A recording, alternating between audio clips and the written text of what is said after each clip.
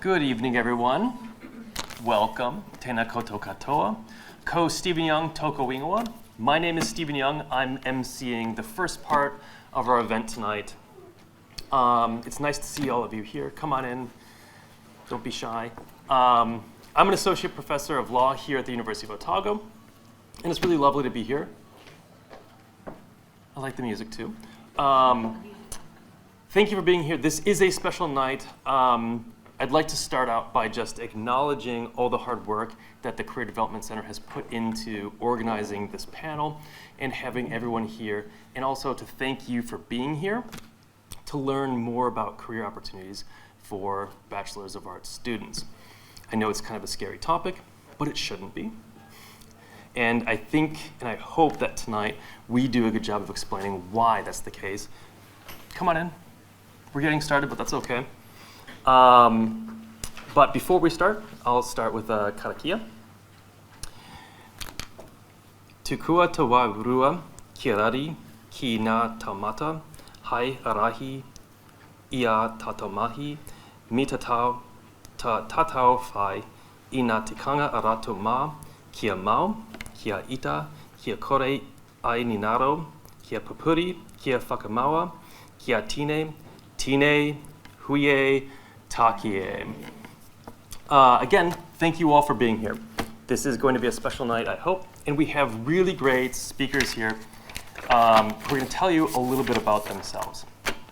So I'm going to start up not by telling much about myself.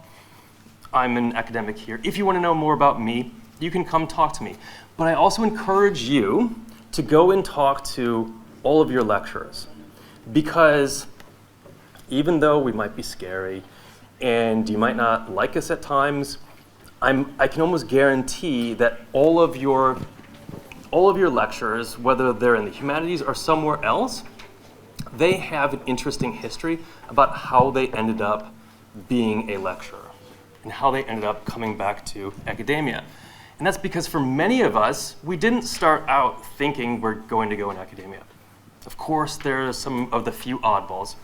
We're all oddballs, but there's a few of the oddballs that actually had this in mind in university, like I'm gonna go become a professor or something like that. But for most of us, that's not true. We were doing other things and then came back to academia at some point. And I wanna say that because keep in mind that you too can be an academic. It does take hard work, it takes post-grad and all that stuff, but it's a pathway. But I'm pointing that out because I was a Bachelor of Arts student. My majors are in philosophy and music. And I never saw myself living here in Aotearoa, New Zealand. I didn't see myself being in law either. I never thought I would be in law. So sometimes we find ourselves in unexpected places. And I think that our speakers tonight will probably say something similar, that they found themselves, sort of in doing jobs in weird places. Not that this is a weird place, but doing jobs in places that they didn't foresee. And that's probably because I think my own experience is that you sort of fail your way along and you find the right places for you eventually, and it takes time. But the thing is, as Bachelor of Arts students, you're learning how to do this, and you're learning to be creative and take those chances. At least I hope you are. So with that, I'm just going to sort of pass it over to our speakers, because you don't want to hear about me or what I think. We want to hear from them. So our first speaker tonight is Jane Morgan.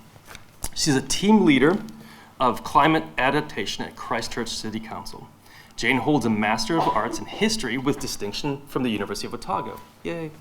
She has worked at several social sector agencies, including the Ministry of Health, Ministry of Social Development, the police, Oranga Tamariki, in both policy and delivery roles.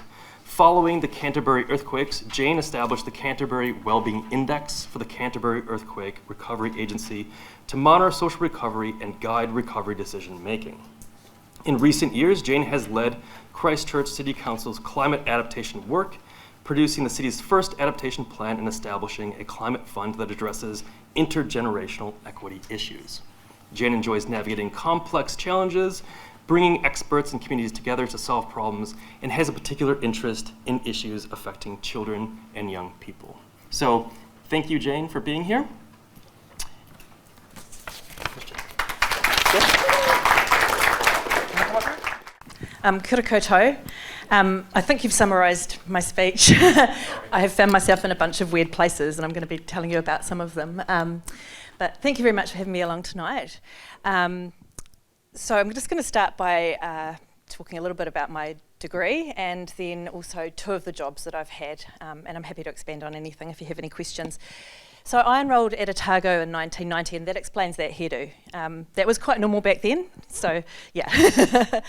And I lived in the infamous pink flat, the door, which was a terrible flat actually on the inside, but we loved the door, go figure.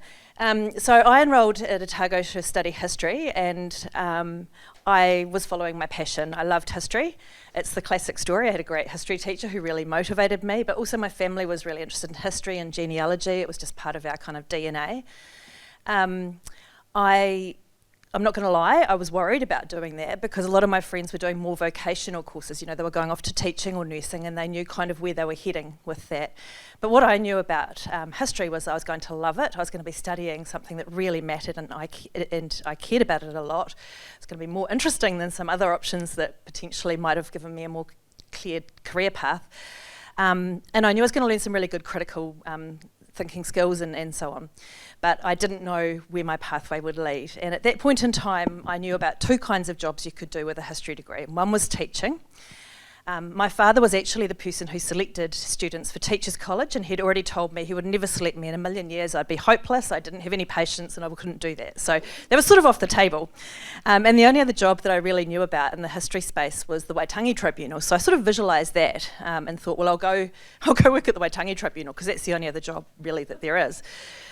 So I took everything I could in the New Zealand history space. I was lucky enough that when I started at Otago, the Māori Studies Department had just been established, and I did Te Reo Māori, Te Ao Māori and Māori land law, thinking this is a great package for the Waitangi Tribunal. Spoiler alert, never worked for the Waitangi Tribunal, have never actually worked as a historian, but those qualifications have just stood me in incredible stead, and in particular I would really reference how important it was for me to understand the Te Ao Māori world back in the 90s this was, and moving into the public service. So you just never know quite where things will lead, and I think part of my message tonight is just always be open to opportunities, because if you have a set path it may just not pan out exactly how you think it might. I'm going to skip through a few things. My first job was at the Select Committee office, and day one I got into a lift with the Minister of Finance. I was such a political geek, I was so excited, it was really sad. But it really, really rang my bell working in Parliament, and then out of that I moved into some policy roles in central government agencies in Wellington. But fast forward a little bit, and I had left Wellington and moved to Otago, Christchurch, where I was working at the Ministry of Social Development, and I was leading a regional policy team. So I had somebody in the West Coast, somebody in Nelson, somebody in Dunedin, and somebody in Christchurch, and I was managing them. And it was a really cool job. It was really interesting, but I think if you're looking at the images up here, you're all going to know what I'm about to say. So how many people in the room are from Otago, Christchurch? A few of you, yeah. Will you guys remember the earthquakes? Yeah, you would have been quite young. Yeah. So I'll just give you a little bit of a background about the earthquake experience for those of you who weren't there. Rachel, who's going to speak soon, has shared her trauma of working through the earthquake recovery as well. But essentially there was a really significant earthquake in 22nd of February in 2011. It was, for those who care about these things, it was a 6.2 magnitude earthquake, and it was 6 kilometres deep. If an earthquake is, this is a little amateur seismologist sort of anecdote, if it's quite shallow, it can be much more disruptive than if it's a deep earthquake. And it was a really significant experience for all of New Zealand, but particularly for us in Christchurch. 185 people lost their lives, and there were 7,000 people injured. There were 100,000 properties damaged, including my own home. So I walked into my house with my 2-year-old and my 4-year-old, and the floor was covered in glass. Our toilets didn't function for about maybe 3 or 4 months. We were showering and doing other things at our neighbours.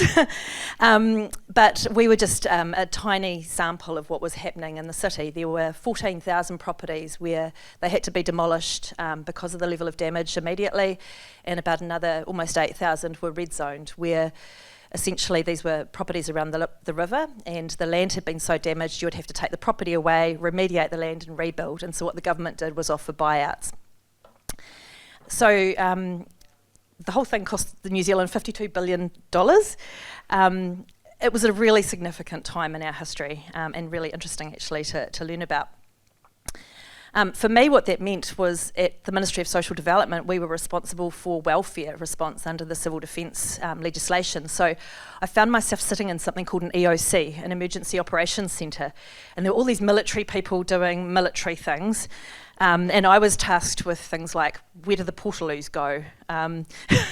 So you just have to kind of roll with these opportunities in life and figure out how to find out the answer to the question of where do we put the portaloos today. It was a really interesting experience, but after a couple of months there, maybe about 6 months there, the Canterbury Earthquake Recovery Authority was established, and that's called SERA in short. So if I use the word SERA, I'm not talking about somebody called SERA, it's the Canterbury Earthquake Recovery Authority. That was set up by the government in Christchurch to lead the recovery response, and that was already controversial because essentially for people in Christchurch, and particularly the council, that was central government coming to town, Wellington coming to town, and telling Christchurch how to be. So it was already sort of quite a tense space in terms of the interactions with the communities and also with some of the other agencies in town. My responsibility was to set up a monitoring framework, a social recovery monitoring framework. So what we wanted to do there was understand what was happening to the community so that we could then develop initiatives or programs that would respond to people's needs. And another declaration, I barely got school cert maths, but I'm suddenly running a statistical modelling part of an organisation. But really it was about going, okay, what's the data telling us? What are the key messages here? So we looked at admin data, what's happening with employment, what's happening with family violence, what's happening with crime, what's happening with health impacts. That admin data could tell us a certain story, but what we really needed to do was survey people and hear from people directly about how they were feeling and thinking about the earthquakes, what was happening in people's heads. And that's the bit where I think humanities comes into play, right? Because, data only gives you a certain amount, but information is where you can really translate these challenges. So, for example, we did a lot of demographic breakdowns, and we found that the groups that were already vulnerable in society were having a harder time, because we'd lost so many properties, rents were going up, people who were on fixed incomes, low incomes were really struggling. We started seeing more homelessness than usual. But there were some groups that were kind of unexpected in terms of struggling with some of these challenges. So, and a lot of them were the crunched middle. So we're talking about often middle-aged women, I can relate to this myself now, who are trying to look after their children and bring them through recovery and also maybe support their elderly parents, because a lot of it was about managing insurance payouts and insurance claims, rebuilding properties. Your children would be going to a different school and different, there was site sharing going on. I could go on for ages, but I guess I just wanted to mention a couple of things, which was that part of the challenge for us was living and working through recovery. So we were going home to our damaged properties, we were going home to stories about people we knew who were injured or supporting friends who had lost loved ones. So it was a really challenging time, and I think the lesson is, there's not really a lesson because you can't engineer your career around a natural disaster, and I wouldn't want you to. But I guess it's just that, in a situation like that, some of the skills that you don't know that you have will come to the fore. And I think that's really important to remember. And, we were sitting in meetings with thousands of aftershocks and still being able to plan forward. Another motto that we kind of talked about a lot at the time was that we were building the plane as we were flying it, which was kind of us admitting we were winging it. We didn't really know. None of us had trained for how to manage a recovery. There's no manual, so we were really doing the best we could. And I think again, you just never know what you can achieve when you're put into circumstances like that. I'm now going to jump to my other picture down the bottom left there, which is some of the beautiful coastline of Otutahi, Christchurch, although my heart remains in Dunedin, I would just like to say. So my role at the moment is that I lead the Christchurch City Council's climate adaptation work. So we work with communities and with runanga to plan for the impacts, primarily at the moment, of sea level rise. So that's coastal flooding, coastal erosion, rising groundwater. I've just been meeting today with the people in Dunedin City Council who are doing the same work in South Dunedin. So it's a challenge right across the whole country. In Christchurch, we've got almost 400 kilometres of coastline, and we've built a lot of stuff on our coastline, which in retrospect was not smart. But here we are. So what do we do now? It's a very multidisciplinary role, and what I love, that's almost my favourite thing about the job. In my team, I've got engineers, I've got traffic asset managers, I've got ecologists, economists, climate scientists, all sorts of different people. And they are incredible. They've all got their technical expertise, and their technical expertise is really important in this mix, clearly. But how does a humanities student kind of navigate? What's my role in all of this? And it's really thinking about how do I bring the community along in this process, because you can produce myriad stacks of data and analysis from a technical perspective, but if nobody's reading it or engaging it or understanding how it relates to them, it's kind of not really landing with anybody, is it? So I see myself as the naive inquirer, the generalist, the person who barely got through science at school, and I ask the dumb questions, and I ask the dumb questions to the point where the information becomes distilled enough that I understand how it matters. And then if I can understand it, I can help translate it into what does that mean for, the average person in the community who doesn't have a PhD in coastal geomorphology. So the things that I think I focus on at work are process. Now that might sound really boring, and if I was a student sitting here many years ago and someone said process is really interesting, I'd be like, geez. But it is, okay? So this is how you can actually determine who makes the decisions, who's engaged in the conversation, what influence do they have? Do they have influence on all parts of the process or only some parts of the process? So it's just process design is actually a really powerful tool when you're engaging and when you're working with multiple parties. And putting the person in the centre of that process is really the guts of what I'm trying to achieve there. Another part of my role is influence. We don't have a statutory process for adaptation planning in New Zealand. What that means is there's no legislation telling us how to do it. And there's also no legislation saying that the plans we come up with then become, or councils are required to follow them. So I have to think about how to keep people supporting the work that I do. Any day, if they didn't believe in the work that I do, the elected members, the councillors, could pull my budget. Communities could stop turning up and engaging in our meetings. If we didn't engage effectively with mana whenua, with runanga, we wouldn't be really working in partnership and we'd be making some really bad decisions. So a large part of the role is thinking, who do I need to influence? Who are the stakeholders here? How do I find a pathway forward to try and bring other people on this journey with me? But a big part of this is, of course, delivery. Thank you. Because there's no point just having lots of chats. You have to actually demonstrate delivery. And again, I think, that process and program management, sort of thinking about how you can design something at the outset that will lead to something at the end is really critical. So we've got our first adaptation plan across the line earlier this year. And we've also got, this is what I'm quite proud about, is our Climate Resilience Fund. So we know that climate change is going to impact future generations more than it has impacted older generations, but we know that future generations haven't caused the problem. They're just going to have to deal a lot with the challenges that it raises. So I did a business case essentially for council to rate people now, lock that money away, and then have it unlocked in 30 years' time as a sort of an intergenerational transfer of wealth. It's not going to be as much money as I'd like, but it's a start. And I think it's that kind of holistic thinking that, as humanities students, you can be creative, you can be innovative, you're not following a discipline, you can really think outside the square. So drawing together a few threads about some of the skills here, I think that my arts degree has really helped me being human-centred in anything I do.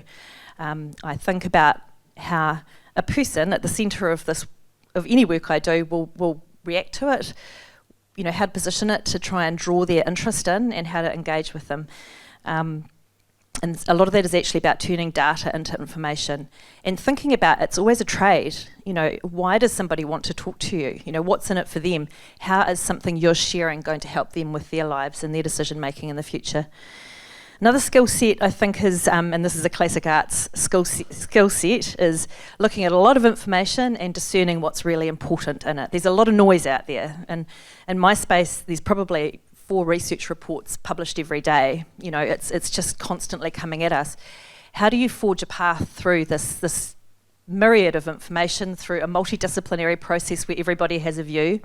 How do you find a way forward and direct your team and get everybody kind of working in the same direction, and not getting distracted by noise or slowed down by it? The last thing I kind of wanted to mention on that front was judgment.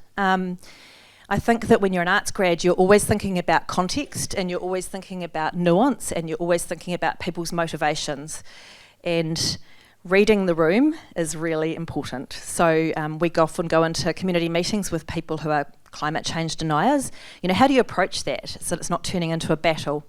How do you get decisions through a council table when across the councillors you'll have some people that are really progressive and left-leaning, and you'll have others that are quite right-leaning and don't want to spend any more rates on anything? You know, how do you find an argument that's going to kind of appeal to both sides of that coin? Because ultimately you need people to buy into what you're trying to achieve if you're going to get anything done. So I think that understanding of context is really critical, and I think that's something that humanities students have a really strong handle on. The last question I was asked to address is, what would I tell myself if I was you many years ago, sitting here? And I think, honestly, the main thing is back yourself. You know, when you're in a workplace environment, put your hand up for hard things. And back yourself to deliver them. You know, you can problem solve, you can use your networks, you can research, you're smart people. You have all of the skills at hand. You know, be humble, because you're probably landing in a career path where there are people who have got a bit more experience and have been through a few more things. But, you know, the best thing you can have in your team, and I say this as a manager, are people who say, yeah, I'll give that a crack. And I think that's just something it's hard won, confidence. You know, it takes a while to get there, but just try and fake it till you make it. Yeah. Amazing. Thank you so much, Jane. Do we have any questions for Jane before we let her go? Because it sounds like you have a really amazing job and an amazing career. Any questions for her? If not, that's okay. Maybe you'll think about it and want to talk with Jane later. Yeah? Oh, here's a question. Sure. Good, then. Thank you so much, Jane. So I was just wondering what inspired you to come back to the Masters in History, having done the Bachelor of Arts. I think the employment environment when I came out of varsity wasn't great either, and so I did my BA, and then I thought, I need to really train for a vocation. So I actually started out social work. I was just talking to some people before who were on the social work track, but it really wasn't for me, and I thought, well, actually, I've just got more interest in more history, and I don't know, I didn't really have a great reason. I just wanted to study it. It was probably that follow your heart, not your head thing.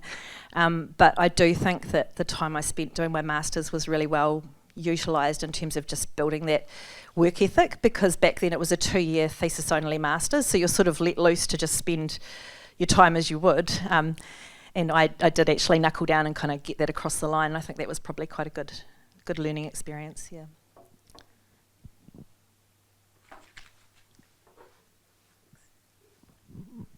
All right. Thank you so much, Jane. And our next speaker is Christy Underwood. She's in building compliance. She's a building compliance technician at Aotea Electrical. So Christy holds a BA in history with a media and communication minor from the University of Otago. Yay.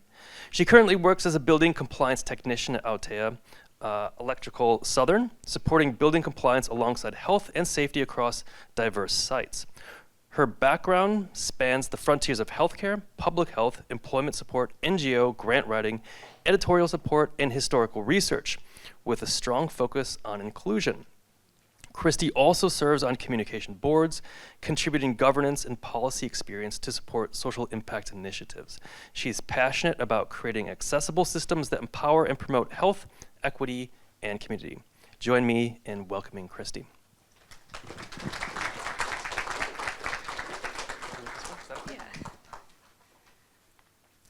Kia ora koutou.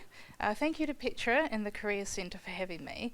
So as you introduced, my name's Christy and I'm a proud graduate of the Uni of Otago here, and just yesterday I was having lunch with some fellow board members and they said, oh wow, you've right on cue, you've had such an interesting career. So they said you should probably write it down and share it. You might be inspiring someone one day. So yeah, here I am. I'm a tired mum of 2 under-4s. I'm going to be boring and read off my paper, but you're going to hear from some pretty accomplished individuals this evening. In fact, you already have. But I suppose my key theme isn't necessarily success in the traditional sense. It's about becoming a luminary on your own terms and how, when you choose your passions, they'll serve you for your entire career and beyond. So why I came to uni and what I majored in. So I'm a building compliance technician currently, and that's not really where I thought I'd end up when I graduated. I chose history, media and communications because they were really political, socio-economic and had people skills. But these subjects not only teach, but they show you how to learn. So I came from a really lower decile background, so the why in society was always really an important question for me. And of course I was told, that's just the way things are, it is what it is. And I used to think, how do we change anything if we don't know why? So these connections and ideologies and how we've been shaped by world events that kind of all connect us became my childhood hyperfixation. So I've always had an everlasting curiosity and a deep interest in the backgrounds of people from all walks of life. My dream was to be able to hold a meaningful conversation with anyone from any class, culture or profession, and to pivot into any path I wanted at any time, at any stage of life. So I kind of wanted to prove that no matter where you'd come from, education was the key to freedom for everyone. So I was naturally good at social studies, and I could write an essay off the top of my head about the printing press and its legacy, but I couldn't drive a manual or build a house, so academia felt like a better fit than going to our sister school, Polytech. But this perceived impracticality of the humanities, I faced the classic judgment from everyone, so what job would you ever do with a BA? And the answer is absolutely everything. The humanities fills the space between essential and practical roles, so they're the glue that kind of holds it all together, I think. And when you study the humanities, you're often secretly important, so it might not always be obvious, but you'll make a ripple effect in any field. Most global leaders especially are teachers, historians and change makers, and they all began in the humanities. So the critical thinking skills I gained in history and communication, the constant how, why and what have really shaped my career. And I didn't want to be boxed into one job for life. I wanted flexibility to get me through every stage of life, and that's kind of exactly what I ended up with. So I think my career path really reflects this flexibility. I started as a hospital cleaner when I was 15, and that in itself I always held in high regard, knowing the unique role of sanitation. And beyond this, even after my history and comms degree, this sense of pride I felt in any job continues to kind of stay with me. The humanities teaches you the beginnings and the evolution of even the most minute subject, and everything has an important story and an important part to play. Every job is important, essentially. At 16, I worked in retail. 17, I became a hospital orderly. My dad was the support systems manager there, and I will say this really proudly, that role was quite critical to my future. It was the perfect part-time job during uni, so if you're looking for flexible work while studying, definitely come and talk to me because it was perfect. And working in a hospital taught me about life and death, humanity, bureaucracy, high-pressure environments, compassion, and people from every walk of life. I stayed in that role for 10 years, and I essentially grew up, spent all my time there. Eventually I had my 2 beautiful sons, and not long after, unfortunately, my dad passed away, so I felt pushed to explore other sectors to live a varied life in his honour, and he'd told me that I was lucky enough to have obtained a degree, the first in my family, so to get out there and use it. So that kind of started my thinking, how can I do the most that I possibly can in one life while still being a really decent present mother? So I did papers on Victorian Britain in the 1883 Factory Act whilst here at uni, which sparked an interest in public health and safety. So that, combined with my healthcare background, led me to the public health school every year, and eventually I worked on health policies as well every year. And that interest in wellbeing in my frontline healthcare role also led me to trade union work. So I worked with Issue Union and collaborated on several Labour Party initiatives. I worked on several community campaigns, and this led me to getting a job offer in Wellington in Parliament with the Labour Party. But as life happens, I fell pregnant with my second son, and we couldn't afford to risk uprooting our lives. So we made the decision to stay here. And that really rocked my hopes, because it felt like my career and degree had been for nothing. But in hindsight, that was not the case at all. It was actually quite the opposite. It was not meant for me, and I was led to exactly where I'm meant to be now. So since this, it really made me passionate about making sure that the motherhood penalty didn't apply to me, and that I would make my degree work for me in motherhood no matter what I had to do. So I moved into employment support for neurodivergent and disabled communities, and I could really see how society and systems interacted, and I had lived and learned that context deeply through my degree. And this then led me to occupational health and safety, and then to a few years working in both corporate, not-for-profit environments and healthcare health and safety. And this tied in really beautifully with what I had done to date and became the rudder for where I am now. So over time, I realised I had a real interest in safety management systems and the building code, which sounds really boring, but it's actually really good. I enjoyed specified systems and compliance schedules, and how the Building Act kind of encompasses and crosses over with my passions of health and safety, the Disability Act, fire and disaster codes. Obviously, this led to my current role in building compliance, which is actually quite important, to know how to get out and not burn in the case of a fire. So secretly important again. Now I get to merge my academic skills and my real-world experience in a trades-based environment, so without actually having to be a tradesman. So at Aotea, we work with safety systems and buildings to meet legal standards and ensure maintenance and remedy work is all carried out. But I also get to be a part of the usual business model and kind of expand my diplomacy with different departments and senior execs. So I get to do report writing, law, compliance schedules and research. They're still a big part of my job, but I also get to really flex my skills with the lads and climb ladders, fix the odd light, walk around and inspect buildings. So it's really the best of both worlds for me. It's really flexible as a mum, which is really what I wanted. And I specifically am contracted to do all the beautiful DCC sites, and I have a plethora of beautiful heritage buildings included in this, which works in well with my history degree. I interact with so many different buildings, so many different businesses, and every social interaction really is served by my degree, it really is. And in a unique way, my role, right at the beginning as an orderly, just eventually morphed into what I do now, except instead of hospital departments, it's different places around town. So alongside all this, I also do other projects, and I've kind of come full circle. I write grant applications for our local kindy. I've learned to make really strong financial arguments backed by social evidence, again using my degree to tell persuasive stories with a lot of impact. I now serve on a board that operates as a business and advocacy organisation for the disability community. So I was brought on for my health and safety expertise, but I now also use my humanities background in discussions on policy and social impact, and we're currently working on initiatives that merge the Disability Act and the Building Code. So also in a full circle moment, I'm also now a co-editor and historical writer for the National Council of Women of New Zealand. So yeah, I finally actually use my history and comms degree exactly as intended, albeit a few years later. So I guess my closing reflections would be that the thing is, what I've achieved isn't actually what I value the most. It's more the journey and the knowledge and the people, the experience, because after all, we're all just kind of walking each other home on a rock in the middle of space. So it all started with a BA, and that gave me the foundations of being a really decent company in doing so, I'd like to think. So I would say trust the timing of your life. It doesn't always come straight away, as exemplified through me. Life experience is just, if not more important too, so don't feel disappointed if your degree doesn't come into use immediately. Sometimes it's better utilised when you're more mature and you can actually embody your skills. So you only really know what you're talking about after some lived experience. So be patient and use your degree as a springboard.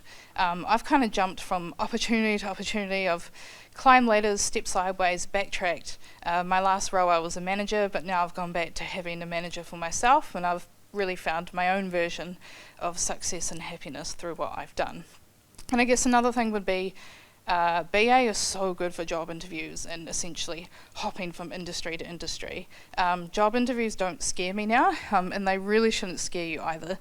I walk into them knowing that I bring value, and I quite often ask, what does your company offer that I don't already have in experience, and how can you expand my worldview and help me build on what I do to make a difference? So the humanities might not offer immediate stability in terms of a practical role, but it offers infinite opportunity, and especially as a mother, that's been a real lifeline for me. So ideas are really just vessels, and your degree is the door that they will knock on. So be open to that and take every opportunity that is presented to you. And no knowledge is wasted.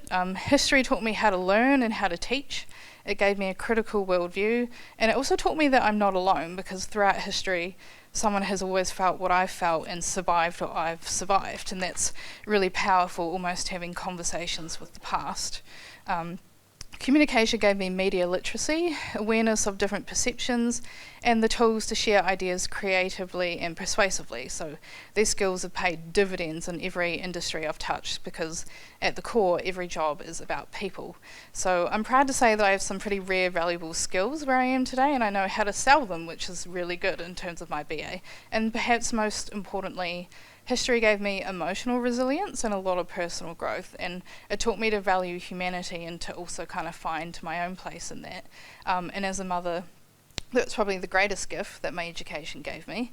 I guess to finish up, thanks for having me, and I hope that something in my journey encourages you to trust your path, even if it winds a little and it doesn't quite go the way that you wanted to. And success can be a lot of different things. It's not just climbing the ladder. So happy to connect afterwards, and all the best in the next chapter of your own futures.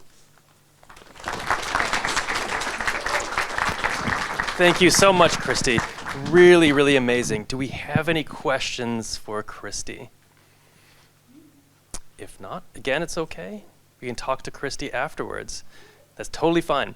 I think it's really great, the messages that are coming out from our first two speakers about being able to say yes and taking the opportunities to say yes and finding avenues, drawing on your humanities training. I really liked, Jane, how you said you asked the dumb questions. I don't think that there are dumb questions, but sometimes there are very basic or foundational questions that help clarify. Keep this in mind, because something that might strike you as really basic or even dumb might be really crucial, and people haven't asked that. Use these questions and use the skills that you have to draw it out. And Christy, I love that you sort of define success on your own terms and you don't compromise your values. Incredibly, incredibly useful. Keep this in mind as you're going forward.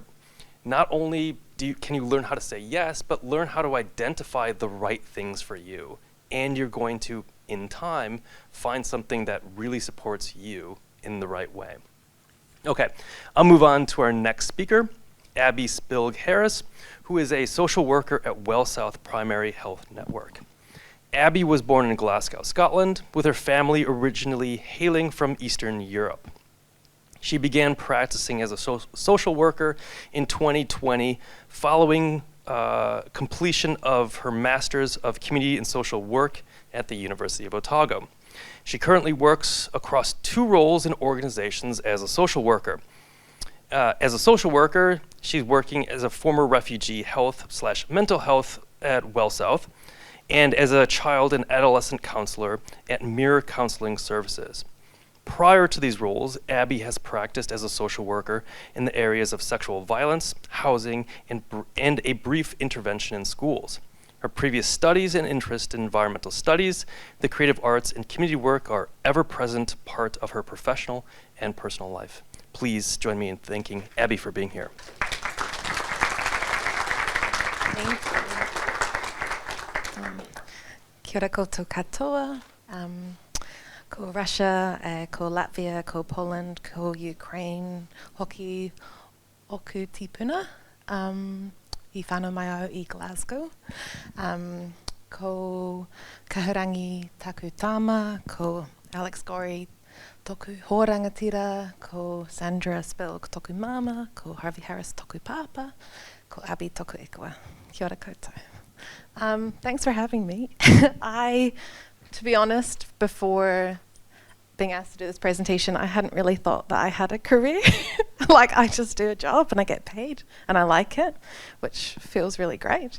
And I also realized that I haven't really thought about having a career since I was a little kid, when we got asked, you know, what you want to be when you're older. And when I was wee, I remember we got asked to write down what we wanted to be, and I put down that I wanted to be a naturist instead of a naturalist. And for those of you that don't know, naturist is the one where you're naked. And and they just put it on the wall, and they just let me have that. So I don't know what that says about me and my school and my parents, but they just embraced it. And I think, to be honest, that kind of sums up me and how I got to where I am, and that there's a lot of kind of randomness, saying yes to things, chance, and yeah, so that's where we started. And that kind of came from me always wanting to do stuff with the environment. And I remember when I was at school, that's when we still talked about global warming and the environment, and now everything's changed in terms of how we talk about it. And actually throughout my uni, it's always been kind of how do I do science stuff and do humanities stuff at the same time? And that's kind of always been there. So I grew up in Glasgow, and one thing you might know about Scotland when you go to uni is it's free, and it used to be free here. And when I went to uni there, I went to the University of Edinburgh, and I studied social policy and sociology and sustainable development. And when you apply to uni in Scotland, you have to pick. You don't apply just to a university, you have to apply to a course as well, and you have to say, this is why I want to do this course. And to be honest, I was pretty loose in what I picked, mostly because it was free as well, so I just felt like, yeah, I'll do this, and I'll try. And it's 4 years. And in my first year of uni, my mum told me that she was moving to Aotearoa with her partner and some of my siblings, and if I wanted to come, then I could come, and if I didn't, then I could stay. So I made the decision at that point to leave and to come to Aotearoa. My mum lived in Paraparaumu at the time, but she's moved many times over. And I went and studied at Vic. And I remember meeting there, and I realised pretty much straight away that I didn't know anything about being in New Zealand, and how could I study social policy in a country that I've never lived in. That just felt a bit crazy. And before I'd even applied for anything, I actually thought I wanted to be not a naturist, but maybe a scientist or an English teacher or something. And then I realised with all of those things, I was like, do I just want to be an English teacher because I like reading, or is it just because I want to teach? So a lot of the things I thought, I was like, is this stuff I like to do, or is this stuff I want to do as a job? And that's kind of been a recurring theme, is actually not everything needs to be a career. You can actually do a lot of the things you enjoy outside of work, and I feel really, really strongly about that. So anyway, I came to Vic, and I did development studies, which even when people ask me what that is now, I find it really hard to explain. But it was a BA, but it had that sciencey element as well. So I did some environmental resource management papers, which were really interesting. Did some environmental science papers, and it was also a lot of geography. And I thought at that point I wanted to do real system-y stuff, you know, like looking at the big picture. And when I was at Edinburgh doing social policy at Edinburgh, it was a lot of, I'd refer to them as lovely, angry, socialist Scottish men. And our tutorials were just like fiery, and I kind of thought that's what it was going to look like when I came to uni here, but people are a lot more chilled. And the uni there was like, people would swear and get up, and I was just like, whoa, yeah, cool. And I thought I wanted to kind of do more of that too. So I did lots of health policy papers back in Scotland and stuff. And then when I came here, I was like, I can't do policy because I don't even know. I just found out John Key was the Prime Minister, and I was like, I have a lot to learn before I can do more stuff here. So yeah, I went into development studies, and then I went and studied Spanish as well, and social anthropology. And at that point, I was just saying yes to everything. And suddenly, because I was paying for uni with a student loan, it felt much more like I had to decide this is actually what I want to do. So I was trying to be selective, but at the same time, if I'm being quite honest, again, what Jane was saying, I just followed my heart, and I was like, this looks great, I'll do this. And I was really trying to do a mix because I actually had no idea what I wanted to do. And with the Spanish, I was like, that's really useful. I can travel, I can learn. Anthropology, just so questioning everything, basically. And I loved that. I still think if my brain was like a discipline, I think anthropology is how I think, like social anthropology, in terms of just not assuming anything, basically, and kind of trying to look at things in a really, thinking about power, thinking about structures. And I think actually that really is what led me to end up being a social worker, because a lot of the social anthropology lecturers I was with were social work trained originally, which was quite interesting. So anyway, at that point, I thought I was going to go after uni and travel around South America with my friend, and I had no plans after that. I was just going to live it up in Colombia and just study more and maybe work doing some gardening and just live it up. And then unfortunately, my friend who I was going to be going with, she passed away. And I then didn't want to go traveling anymore because I didn't have my friend with me. And I felt a bit stuck, and I could have gone back to Glasgow, and I could have, I had a lot of options. So, but yeah. And at that point in the background, I'd worked throughout my time at Vic at the reception. I did like student health reception, call centre. Working at the uni when you're studying is actually quite great if you can get a job there, because especially doing it on a computer, because when it's quiet, I shouldn't say this, and you get it right, read your readings, which was really great. And it was great. I was just surrounded, I could do both at the same time. So that was really great. And I worked like 25 hours a week when I was studying, which I wouldn't recommend, but being at uni at the same time was great. So anyway, so my friend passed away. I was trying to figure out what to do, and I'd only been in Wellington, and I didn't really know anywhere else, and I'd heard about Dunedin, and the way people talked about Dunedin was like partying, and by that time I was 24, and I was like, I don't want to party like that. I'm a bit, not feeling like partying. I want to just go to the pub and play a board game and read my book, and I'm over it. So I did, phoned a few people, and this is kind of a theme as well. I did a lot of, I feel like job stuff is a lot like dating stuff. Now I'm like partnered up, met a Dunedin man, we're here now, but there was a real period, work felt like trying to find work, it was all like dating. So I'd phone up at uni, I had a conversation, I was like, what's the course, you talk to the course coordinator, and I won't mention which university it was, but I remember talking to someone and they were like, I actually don't think you'd like it here. And I was like, it was in a city that I will not name. And I was like, yeah, how come? They're like, it's a pretty boring place. I was like, either you're trying to make me not come, or you really don't like where you live. But either way, I didn't go there, and I came here. And I studied the Master of Community and Social Work. And as I said before, I didn't have, the subjects I did at Vic didn't really talk to me about the place, like Aotearoa and history of the place. And what really kind of drew me to this degree was particularly the Kaupapa Māori social services paper. And there was basically every paper that they offered had that element of you need to know where you are. You need to know where you're working. And at that point, I didn't actually think I was going to stay in Dunedin. And then obviously I met my partner, who's from Dunedin, and he whakapapas here, and he wasn't going anywhere. So I was like, right, we're here. And I loved it. And I think my favorite thing about that degree was that it gave you placements. So I think that was one of the most valuable things that I was doing and learning. At that point, I'd been studying for 5 years kind of continuously. So I ended up studying for a whole block of 7 years whilst I did so many random jobs whilst I was studying.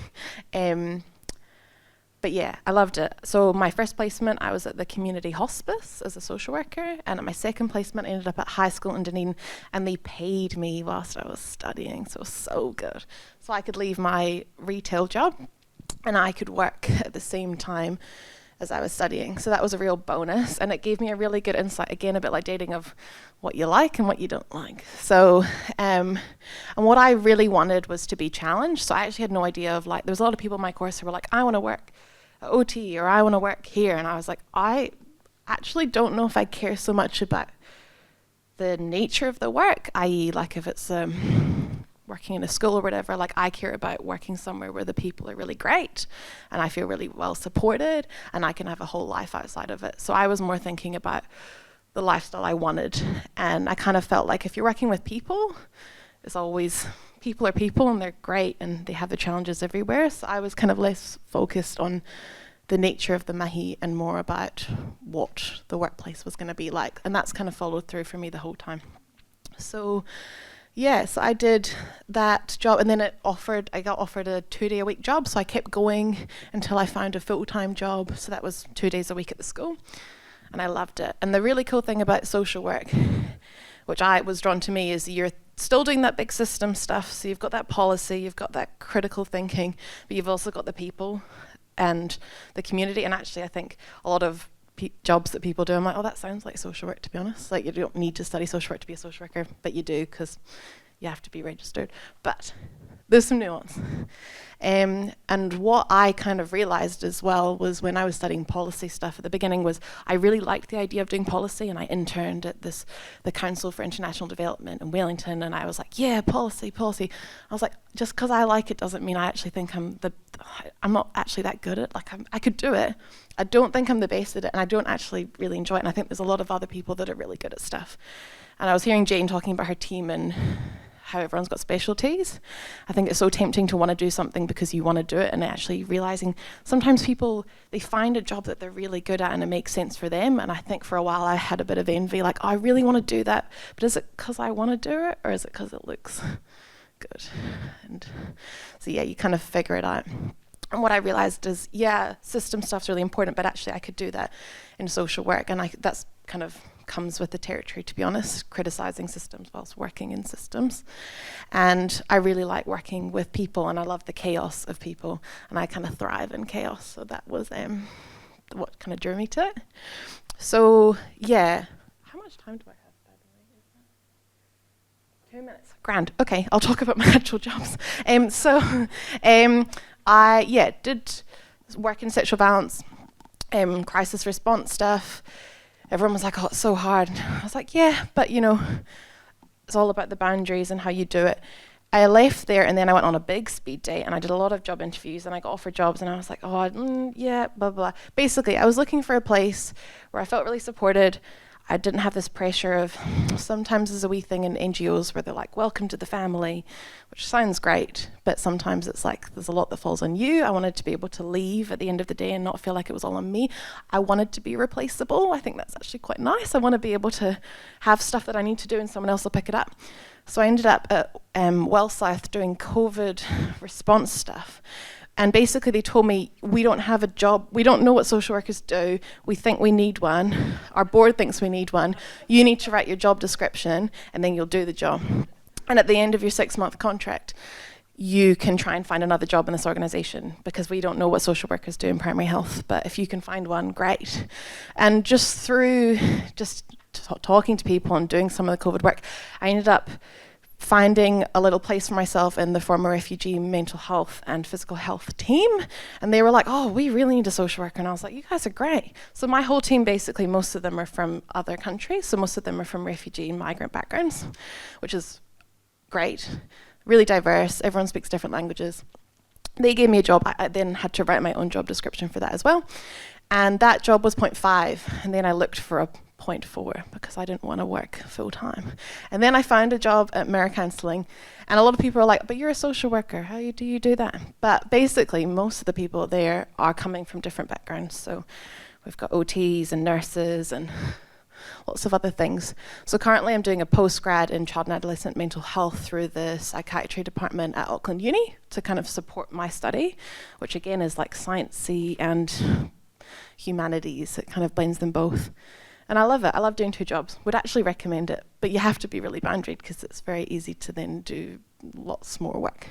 So that's my 2 jobs. That's how I got here. And yeah, that's me. Thanks for having me. Cool. Thank you so much, Abby. Do we have any questions for Abby? And if you don't, that's okay. Just stick around for afterwards. We'll have Kai and Korero. All right. Thank you, Abby. It's great. Really important messages like thrive in chaos. I love that because no one I'm sure there are some people that like everything's organized. Most people aren't like that. There's so much that's out there that you have to deal with. I also like the message that finding work can feel like dating.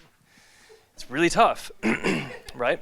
But also there's great things that she mentioned like sometimes it's not about the nature of the work. Like don't go out and find a job because you think it's the right thing to do or that it looks cool or something like that. Sometimes the best job is the one where you're supported and you're surrounded by people that you want to be around.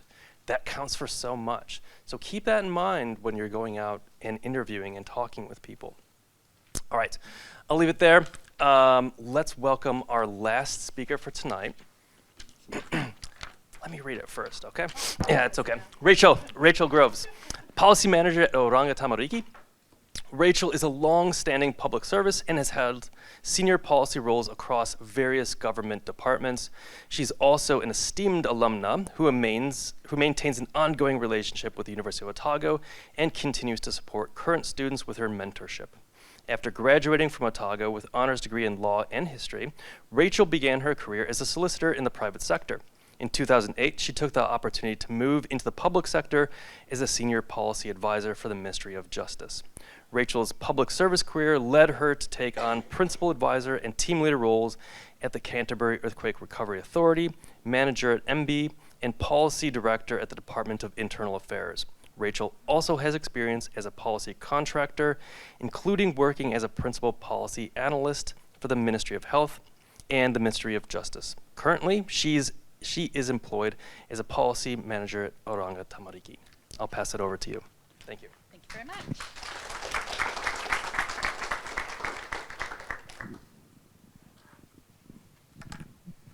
Kia ora koutou. Have I got this at the right kind of, yes? Everyone can hear me? Thank you, fellow panellists. I found that fascinating, and there was so many areas of overlap, I think, between literally the places we've worked to our experiences of life. I have an affection for the building code as well. I think it's a very important piece of legislation that keeps us all safe, but we'll get to that later.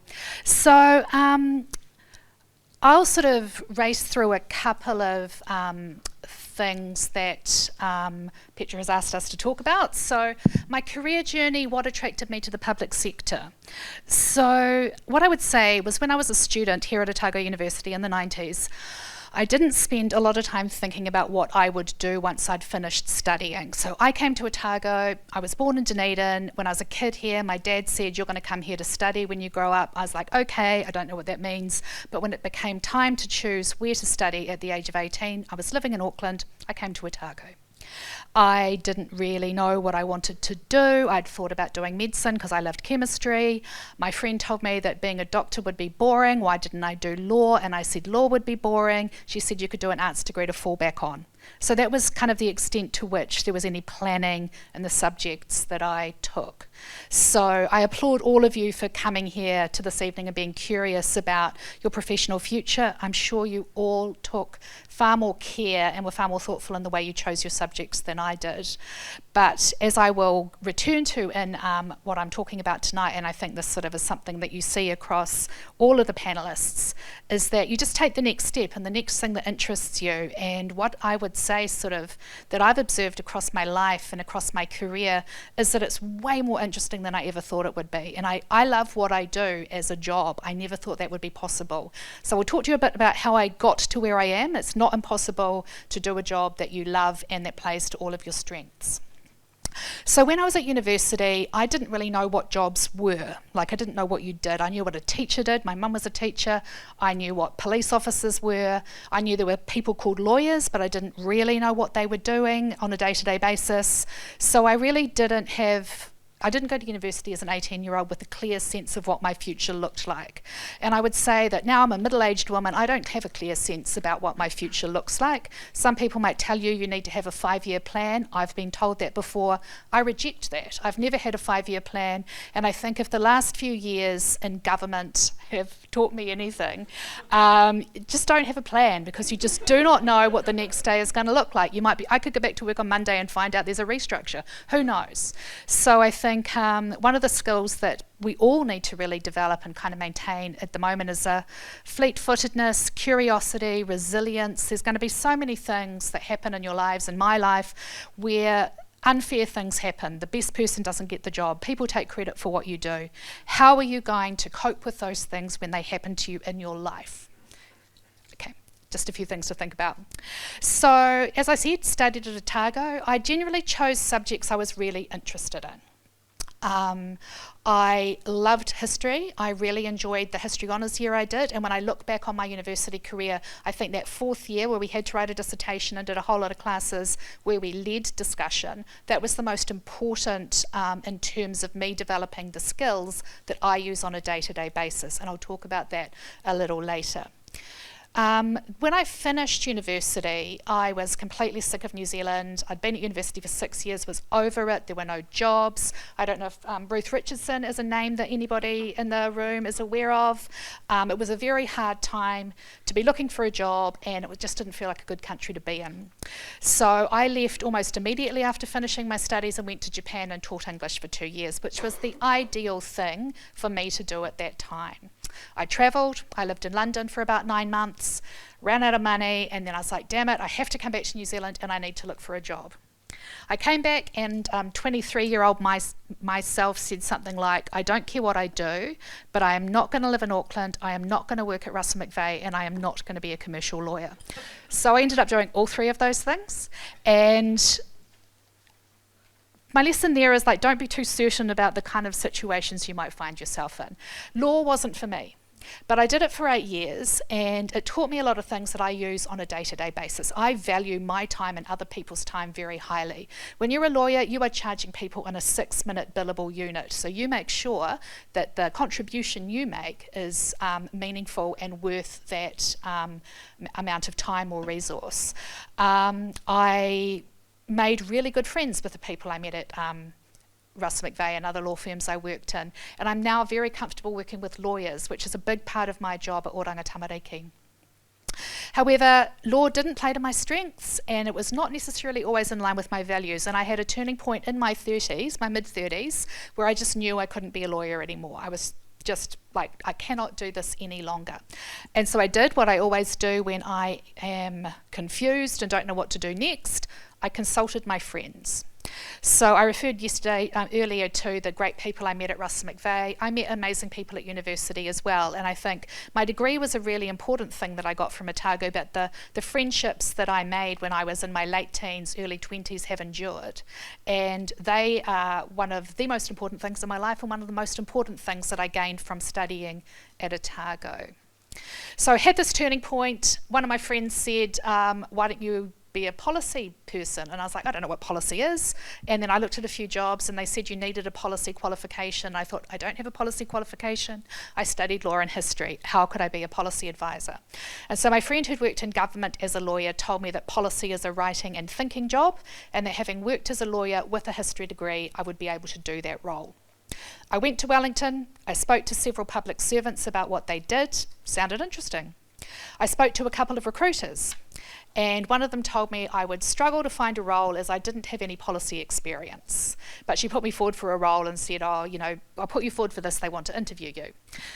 I got the first job I applied for, and this was working as a senior policy advisor on the review of the Foreshore and Seabed Act in 2008.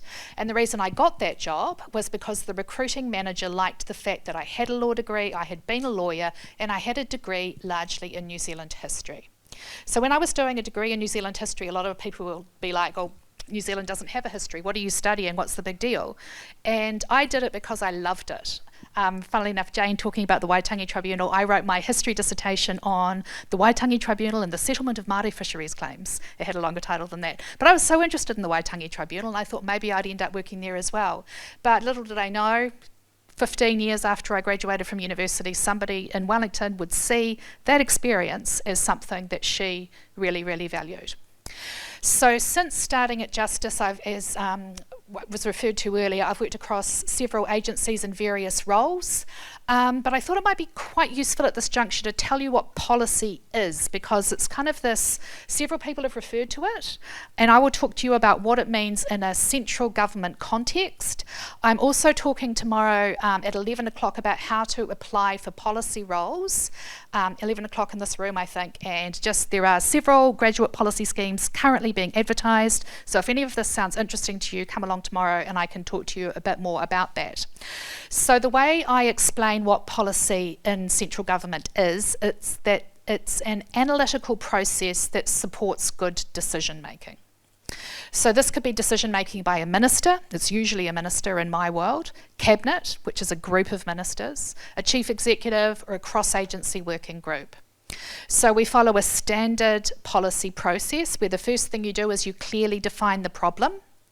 What's the problem you're trying to solve? And then you think about options to address that problem. You choose, you analyse those options against certain criteria, you choose the preferred option, and then you set out risks and mitigations associated with the option. Now that's a very, very high level description of what we do, but we follow a reasonably structured process to produce certain pieces of written work. So it's very normal for people in my team to draft a briefing to the minister. We might say to the minister, just think about something ridiculous. This isn't ridiculous, by the way. One of the things we're working on at the moment is amending the Oranga Tamariki Act to respond to the findings of the Royal Commission into Abuse and Care. So there's a piece of legislation currently before the House of Parliament. We briefed the minister with ideas on what could go into that legislation. We write her a briefing, she signs it, and we communicate through briefings. Briefings turn into cabinet papers where our minister goes to cabinet and she persuades her fellow ministers to support her ideas, and then that becomes a piece of legislation. We do a lot of work working with stakeholders, similar to what Jane mentioned, working with people in the community. So we will consult with NGOs that provide support to young people, such as Barnados. We talk to the New Zealand Law Society. We talk to Voice Whakarongo Mai, which is a group of care experienced youth who we know will give us the insights that we're looking for into how our changes might affect people on the ground. Skills that humanities students build during their degree and that are essential for policy roles. Strong critical thinking and analysis skills, you all have these. If you do a degree for 3, 4, whatever years, you will have excellent written and verbal communication skills. These are things that you use every day in your job in policy and multiple other jobs. Curiosity. Comfort with ambiguity, the recognition that things are not black and white. I operate in a grey area, lots of different shades of grey, and you have to be comfortable with that. You probably don't even recognise you're really good at these things, because one thing we know about people's strengths is that we often don't recognise them as strengths because they just seem normal to us. But what I'd encourage you to do when you're writing application letters or your CV is to sort of sit and reflect and think about, you know, how do the things that you have done and the things that you've been told by your lecturers or people have told you about you that reflect the job description. So are you a really great critical thinker? Do you have excellent analytical skills? And find ways to match those up to what the job description says. Couple couple of other just overarching lessons. Different people have different experiences. I'm telling you about mine. When I went to Wellington, as I said, I was told by a recruiter that I'd struggle to get a job because I didn't have the right experience. I got the first job I applied for. I was looking on LinkedIn earlier today, and there was a guy from a recruitment company saying things like, he had views on how people should approach CV and cover letter writing, and he said that the cover letter wasn't as important as the CV. I completely disagree. If you're applying for a policy role or a role where those analytical skills, written skills are important, you absolutely need to do a killer cover letter. Do it yourself. Do not use AI to do it. It will be very obvious. If you're applying for a job in government, in a policy role, you must write a great cover letter. And you don't have to tick every box in the job description. You will probably see a long list of things that a recruitment manager says they want. That's kind of a wish list. If you can tick like 5 out of 8, apply for the job. Don't think you have to do everything and do it really well before you apply for it. Nearly finished. A couple of other quick things. I've asked some tips for students and graduates wanting to enter the sector. If you are interested in public service while you're studying, apply for intern programs over summer holidays. Employers like me really like to see that people have worked during their career, and I don't mean necessarily in an intern role or a professional role. If you can turn up to a cleaning job, I had a cleaning job my first 5 years at university. If you can do something like that and turn up every week or every day, I will know that you are work ready, and that you have the discipline to come to work, and that when I ask you to do something that maybe you don't particularly want to do, you will do it. And so that is something that is definitely put your work opportunity, your work experience and any voluntary work you've done on your CV. It's really important. Wellington outlook. It's been pretty bleak. The last year has been pretty bad, but it's definitely shifting. I think we're going through sort of, we're coming out the bottom of the, what do you call that thing? The nadir. We're going up. I spoke to a recruiter yesterday, and she said they're currently recruiting for 13 senior policy roles, which may not sound like very many, but it is a huge number. So there, as I said, there are 3 grad programs currently being advertised to Education, the Ministry for Regulation and the Ministry for Social Development. Grad programs are up and running, maybe not to the extent they have been in the past, but you can still apply for advisor roles even as a first job out of university. I interviewed several people who had finished university and were just looking for their first job earlier this year. The end. Thank you so much, Rachel. Really great thinking, great storytelling as well. We appreciate it. Any questions for Rachel? Yes, wonderful question. If you're looking for a policy job, do you have to be committed to moving to Wellington, or is it like other regions as well? If you're serious about doing a policy job in central government, you will need to be in Wellington, yes, at some stage in your career. Now, there's the Auckland Policy Office, and some people in central government departments work in Christchurch, but they tend to be people with several years' experience. And if you are doing the kind of work I do, you will go to select committee.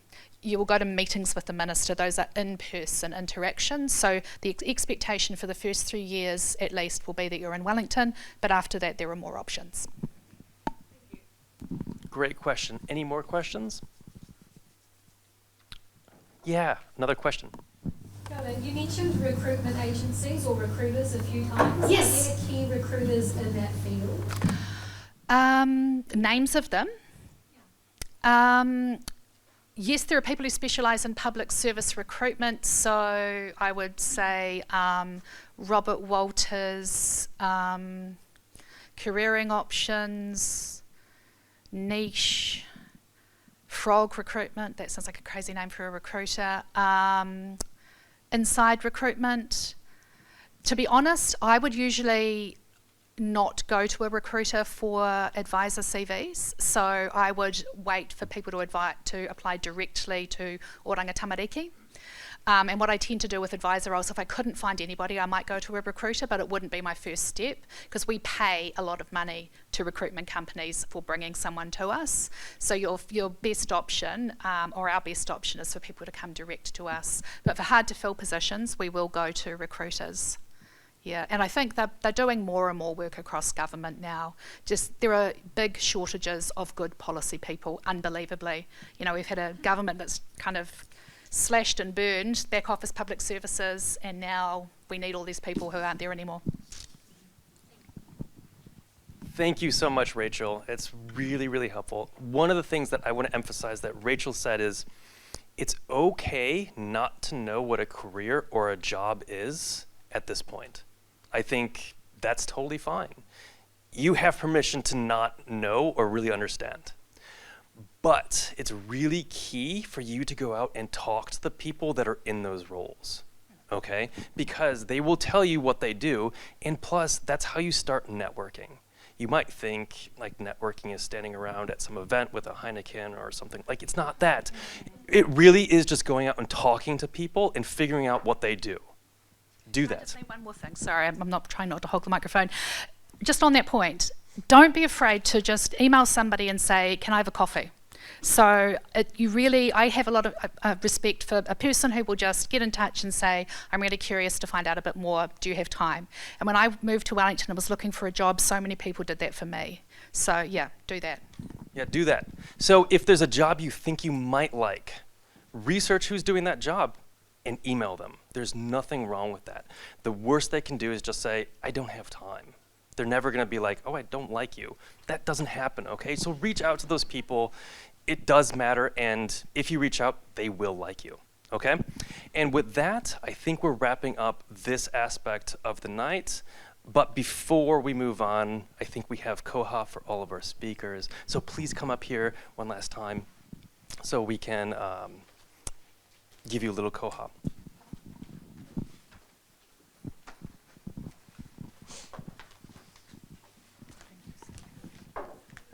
Thank you, Rachel. I feel like Santa Claus. Thank you so much. Oh, thank you so much. And please thank me one more time for all these wonderful speakers.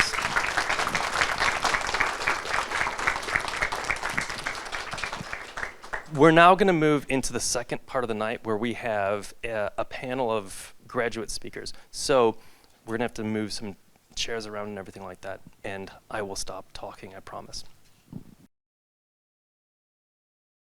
There we go. Good evening, everyone. It's nice to see you all here. My name is Caleb Oakley. I'm one of you. I'm a fourth-year art student here studying politics and history. So if I'm anything like you guys, I still have no clue what I want to do with a career. And these guys are here to tell you about their recent employment experiences. They're all graduates here from Otago who have just got a job in recent years. So without further ado, I'm going to introduce you to Jack, Jelaine, and Daisy. Jack here works as an advisor at the Office for Seniors at the Ministry of Social Development. He studied a BA Com here at Otago, majoring in politics and management, and completed this in November of 2024. Jelaine is a social worker at a rangatamariki and completed a Bachelor of Social Work in 2023.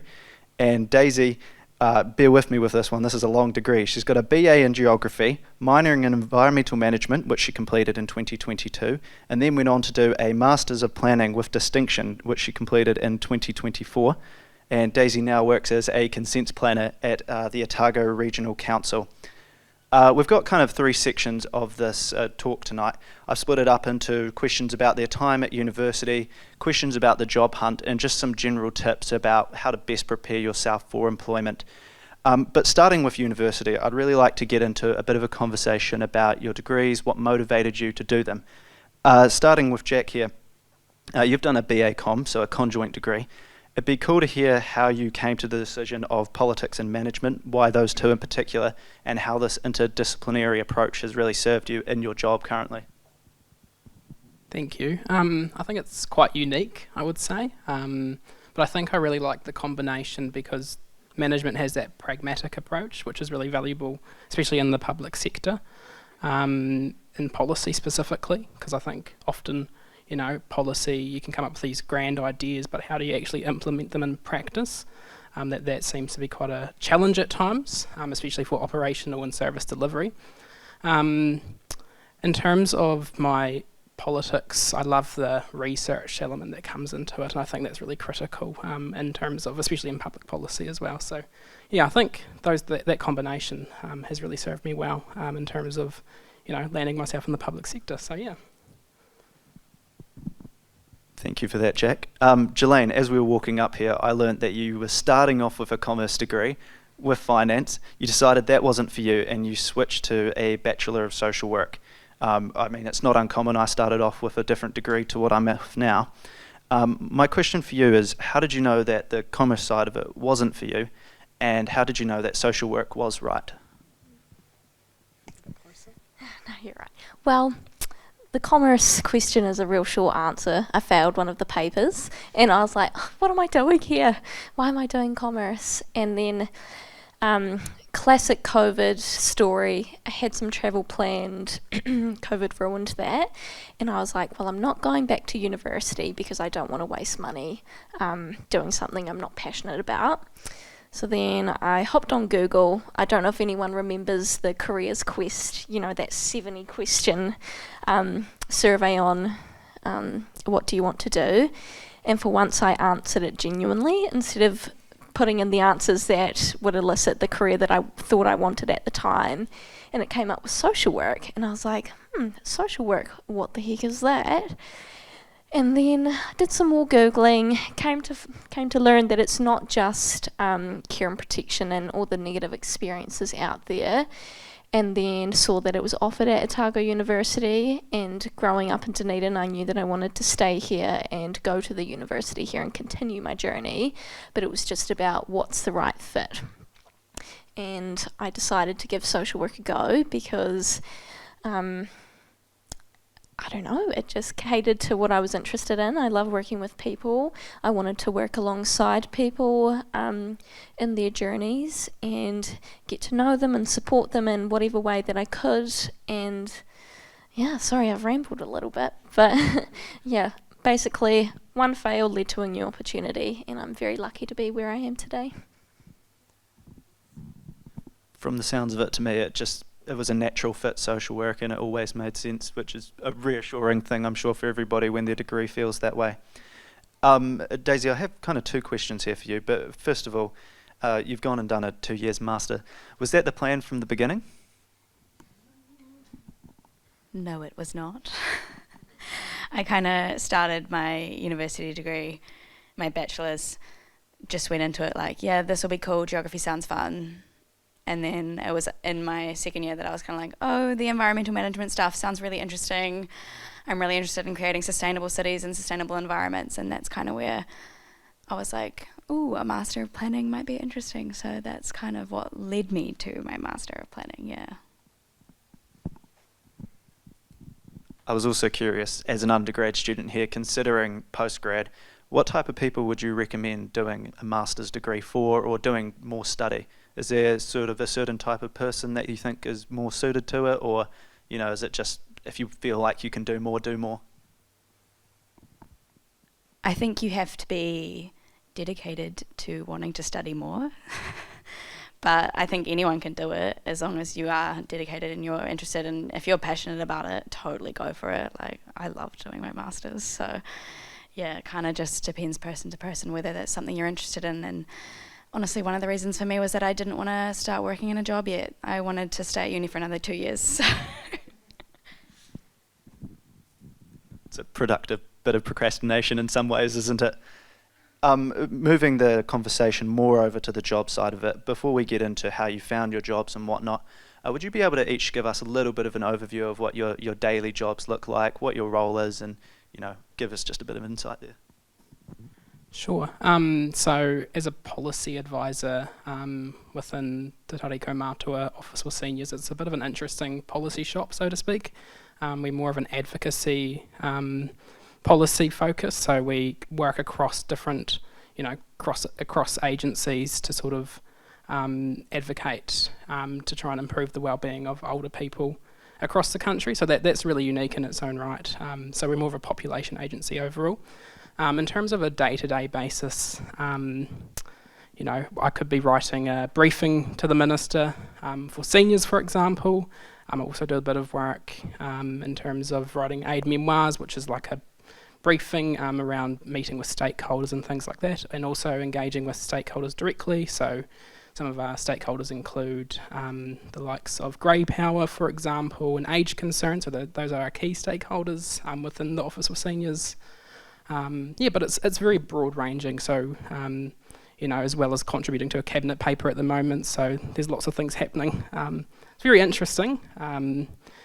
There is moments of where there is moments of stress. Sometimes you have to turn around something in 2 hours, for example, but that just keeps you going as well. So I think working under pressure in an environment like that is really helpful as well to keep you motivated, and I'm really passionate about it. So yeah, that's sort of my day-to-day. Very nice. And I was curious, because there's so many different government agencies, what led you to Ministry of Social Development specifically? Yeah, so I actually went through a internship program, so through B-Lab. I don't know if anyone has heard of that. So it's an accessibility one. So I'm actually neurodivergent, and I went through that, and I had 10 weeks with the Office of Seniors. I took a risk. I moved to Wellington. Didn't know what was going to happen after that, and then they said, they liked me enough, so I'm actually on a fixed term contract until the end of December. So yeah, does that answer your question? Thank you. And now passing along to you, Jelaine, would you be able to give us a bit of an overview of your day-to-day? What a tricky question. In social work, your day-to-day can look so different, and it's one of those careers that's really, you do lots of different things. So for example, my day-to-day was get to work, look at my calendar, what have I got scheduled in for today? Oh, someone from my team needs me to help with something else, so factor that in. But today concluded of a visit to a child at kindy, just to oversee a plan that we have in place, make sure she's all good. Another visit to a house to see some kids and their parents, check in with them, make sure that we're on the same page around what their goals are moving forward to address the concerns that we hold, who are they working with, what do they need support with, how do we get from A to B essentially. Writing reports, we do a lot of report writing and case noting. We also deal to critical things that come in, not this week, every week we have a duty week. It is not my team's this week, but last week, for example, we had a child present to the hospital with an unexplained injury. So in those moments is when you drop everything and you go and attend to whatever's happening in that moment. So a day-to-day is really, you can have it as structured as you want, but it really is, you go to work, you see what you're in for the day, you go home, and it probably looks different to how you imagined at the start of the day. Yeah, I mean, it sounds like you have quite a diverse range of experiences in your day-to-day. If somebody in here was interested in going into the social work field, what advice would you give them to best prepare for this kind of diversity? I think you've got to be open to the chaos, really, and it sounds silly, but if you're one of those people that can function, who was saying before that, thriving in chaos, I feel like that's social work to a T. But my advice is being open to the chaos and being welcoming of it even, and just having an awareness that not everyone lives perfect lives. They are going to have crises, and you're going to be there to support them on that journey. So having the nature to do so, and keeping an open mind around, the wider issues at play and how that impacts on their micro level day-to-day activities. But social work is so huge. It's not just care and protection. I know that I work for one of the generic organisations, but you can have a passion for working with elderly or mental health, substance use, anything you're passionate about, there is a job in social work for it. So please keep an open mind about it. Thank you, Jelaine. Now, Daisy, can you give us an overview, and have you moved into the new ORC building yet, or? No, we haven't. We don't move until next year, sadly. So I'm a consents planner, and my day-to-day is assessing resource consent applications, and this is from assessing the effects on the environment and whether we need to notify any affected parties, so whether neighbours might be affected or iwi might be affected. And then we assess the applications against our regional plans and whether or not the application is consistent with our regional plans, and essentially provide people with their consents at the end of the day. Yeah. Thank you. And I have a specific question about your kind of route to the ORC. My spies tell me that you received a job offer from the DCC. You decided that that wasn't the one for you and you wanted to hold out for the ORC. Can you tell me a little bit about what that experience was like, why you decided to do that, and has it ended up working up well? Yeah, so getting offered the job at the DCC, it was still a really great job, and I'm sure that I would have enjoyed it, but I think the timing was a little bit off, and there were just a few factors that sort of put me off the job. And then so I got offered that job, and then I got the interview at the ORC that same week, and it was a bit awkward because the DCC were like, we need to know, and the ORC, I still hadn't had the interview yet. So I just kind of said at the end of my interview at the ORC, look, I've got another job offer. It'd be really great if you could give me any sort of indication as to whether or not you're going to offer me this job. And they did. They didn't say they were going to offer it to me. They just said, you had a really great interview. And I kind of just had to go with my gut there and be like, well, if I don't get both jobs, either job at the end of the day, I would be rather do that than get a job that I don't think I would be satisfied with. But it ended really well, and I did get the job, and I'm really happy where I'm working. So Sounds like the good ending to me. And I'm guessing, did you find they were understanding of your situation? Nice. Question for you, Jack. It's often a consideration for students of when the best time to start looking for graduate roles is. I know you did an internship, but when did you first start thinking about potential career jobs, and how did you go about doing that?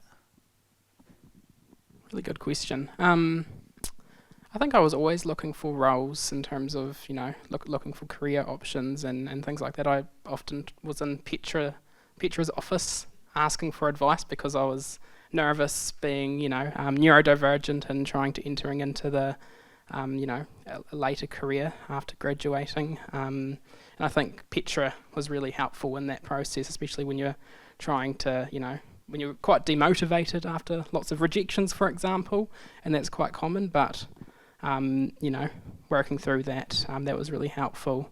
What was your question? Good question. When did you start looking for jobs? Yes, so I think about 6 months prior to graduation I was looking for roles, but I couldn't find anything specifically, and rejection after rejection, and then I went through the B Lab program, so that was really welcoming. Unfortunately, they're no longer around due to funding, but yeah, so I was offered that position with Office of Seniors, and then so that's sort of my trajectory into the public sector. Is that kind of a similar type of time frame for you guys, or were you applying at different times? I'm seeing a shake of the head down there. for planning, it's a little bit of a funny one because the private companies will often put out their jobs really early in the year, whereas the public sector jobs come out later in the year. So I wasn't applying for my job until about a month before I finished my thesis, but there were people in my course that had jobs in, I want to say, May. So really just sort of depends what you're looking for, whether that was private or public work. I think the key takeaway I'm taking there, for me at least, is to not be too stressed about when you get your job. You know, there's kind of a time frame before and after you graduate where you can spend some time exploring those options. Jack, I want to pick up on something you said there. You said you went to the CDC to get some advice. What other type of people did you talk to get advice about where you could go and how to best prepare yourself? Yeah, that's a really good question as well. Through Petra, I actually reached out to Rachel, So she actually reviewed my CV, I think, I don't know, a year ago or so. So she was actually really helpful in terms of, trying to, refocus your CV and make sure it's public sector ready, so to speak.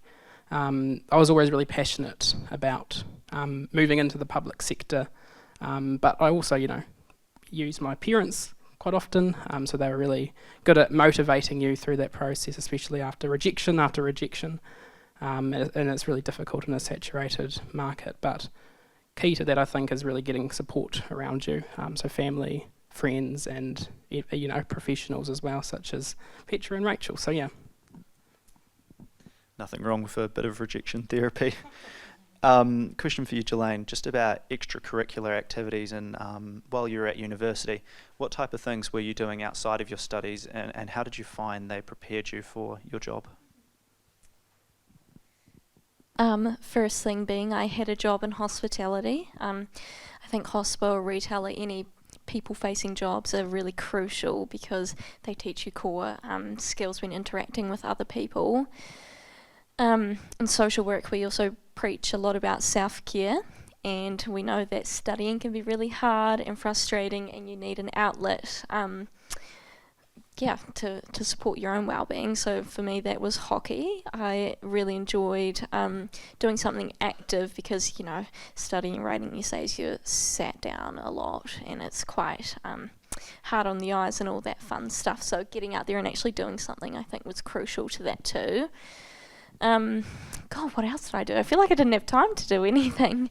But I guess at the uni I did some class rep stints as well, which was really interesting, and I think directly aligns with social work in that you're seeking views from the people around you and you're wanting to be an advocate, which is one of our core values, and achieve social justice. And if that's going to the lecturer and saying, hey, why are these essays due on the same day, then that's a small piece that you can do. I don't think I did anything else really. It's pretty boring. Oh no, I think it proves a good point, which is that you gain some value from any sort of experience that you're trying out. I'll open the same question up to Jack and Daisy here. What sort of extracurriculars were you guys up to? Goodness, don't really know where to start with my extracurriculars. I've had a lot, I would say. So I think my first university job, so to speak, was a customer service representative at Contact Energy. I was worked there for a year, and then I went to an internship at a tech company. Then I worked part-time as a business systems analyst. I also I did some voluntary work, so I joined a board, which was really cool because that sort of brings that strategic thinking and that systems thinking, which is really helpful in policy, for example, and other advisory groups and things like that. So yeah, a range of different things, but yeah. Where did you find out about a lot of these opportunities? Was it just following your nose, or?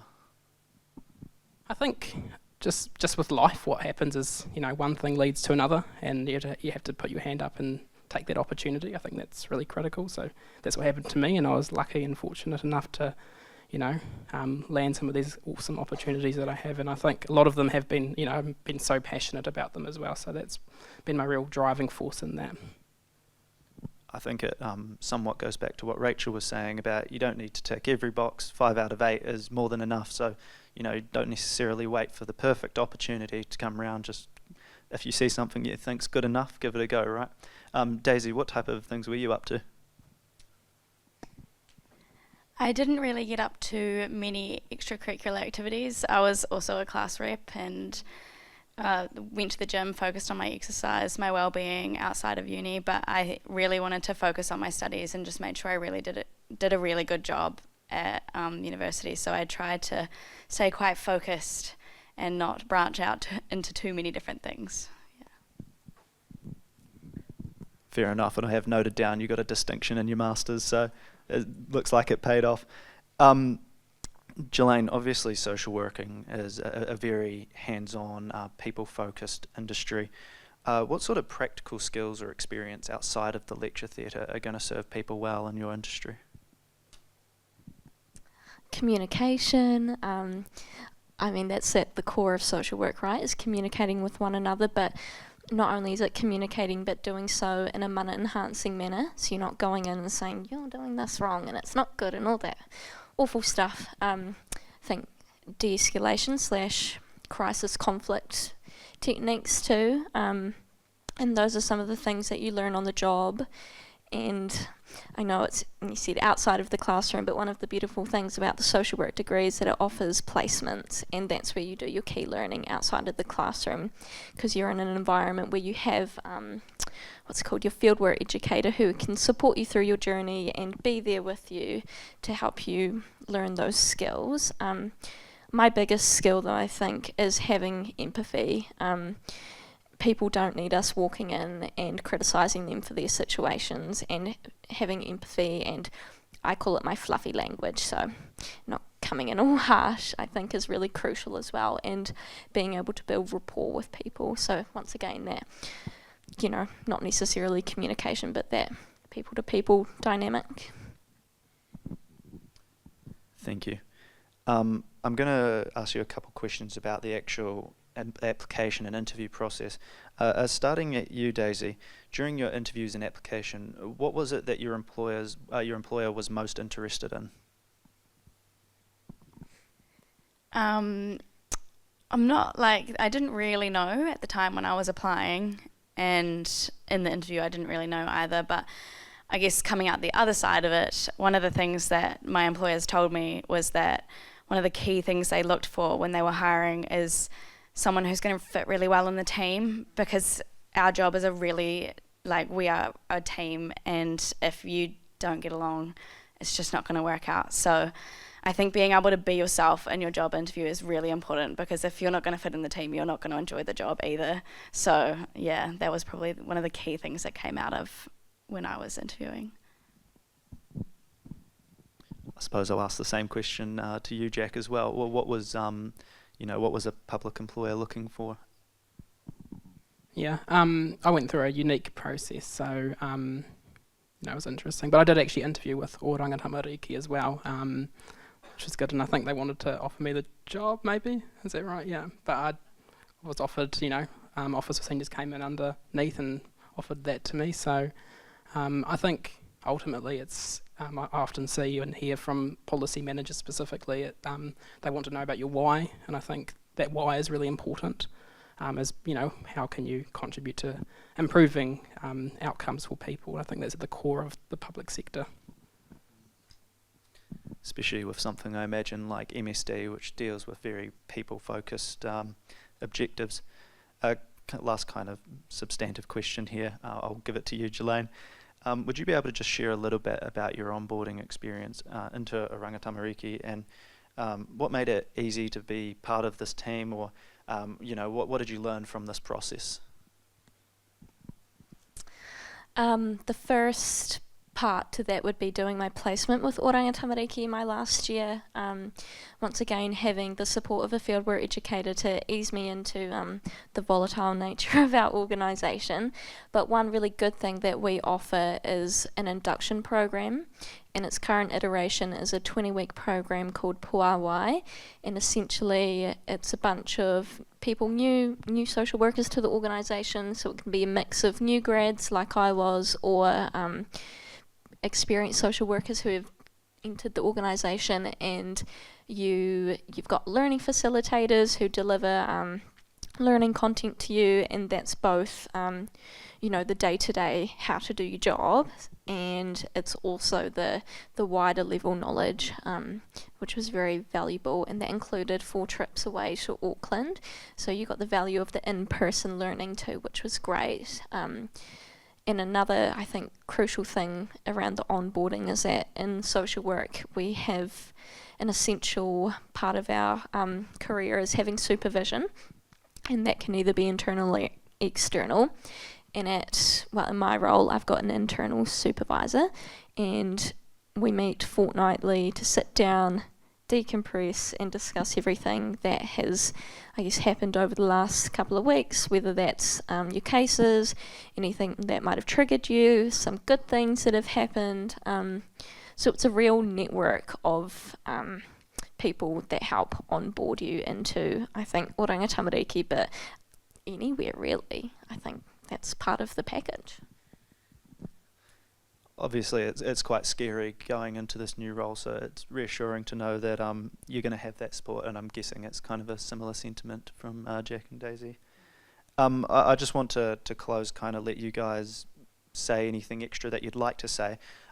Specifically, is there any other general tips about how people in this room can best prepare for the start of a new role or finding a role, or just generally about how they can go about finding these roles? So anything you'd like to say. I think it's really important to be curious, ask the questions at the start of the job. I think that's really served me well in terms of, they want to see someone who's passionate and someone who can collaborate with a team. So collaboration is really important. People often don't like the teamwork projects at university, but actually that's actually a really important part, especially in policy, because collaboration is so essential to drive those outcomes. But yes, and we do have MSD policy flyers on that table over there, so please get one on your way out as well. So yeah. My advice would be getting comfortable with the uncomfortable. One of my personality types is that I'm a huge perfectionist, and I really hated coming into a new role and not knowing what I was doing, but you have to lean into it and you have to be open-minded, in that all this learning is new learning, and that's okay, but having that attitude means that I think you're more receptive to it. And also my second advice would be go Google social work. It's really cool, and come and talk to me after. I'm so passionate about it, so I'm really open to any conversations. There's also some information about social work. Perfect. On the table, go read. I guess the biggest piece of advice I could give you from my experience is trust your gut and back yourself. If you think a job's not going to be right for you, don't take it. And yeah, I guess just try and have fun while you're applying for jobs. Try and not make it super stressful. Try and look for things that you think you're going to be really passionate about, and yeah, just trust the process. Thank you very much. Can I get everybody to give the panel a round of applause?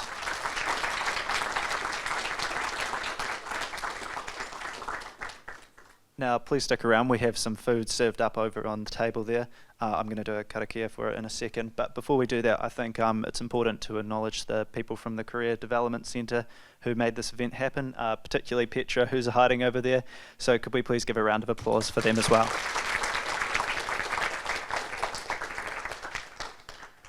Sweet, so I'm just going to quickly bless the kai. Whakapainga e nei kai, he oranga mo te tinana, mo o mātou wairua, hoki, amene. Bless these foods for the goodness of our bodies and for our spirits as well. Amen. Enjoy.